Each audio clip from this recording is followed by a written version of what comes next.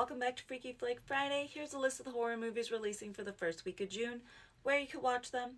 So let's talk horror. Releasing on video on demand on the 3rd is Bogieville. When a young couple stumbles upon a rundown trailer park called Bogieville, they are lured to stay by a eerie caretaker who happens to be the guardian of a hidden clan of vampires.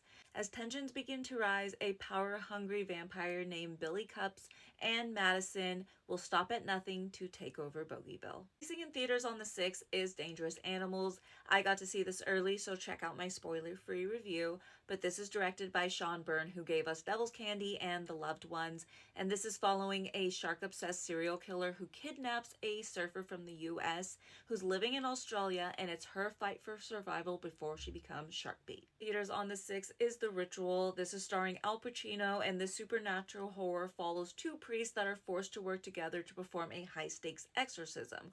One is grappling with the crisis of faith, while the other must confront a haunting past if they hope to survive this exorcism. Released on the 6th in limited theaters or video on demand is Resurrection Road. Led by a former slave, 6 elite soldiers are sent on a suicide mission to infiltrate a Confederate army. But what they encounter isn't just enemy troops, but instead they are in a brutal battle with creatures of the night. Also releasing in theaters on the 6th is I Don't Understand You. This horror comedy follows an American couple on a chaotic trip to Italy as they're trying to adopt a child. Their vacation ends up going disastrously wrong, and they end up stranded in Italy, and it's a race to get home before their baby is born. Those were the horror movies releasing for the first week of June. Like always, I'll have the full list over my Letterboxd for you to check out.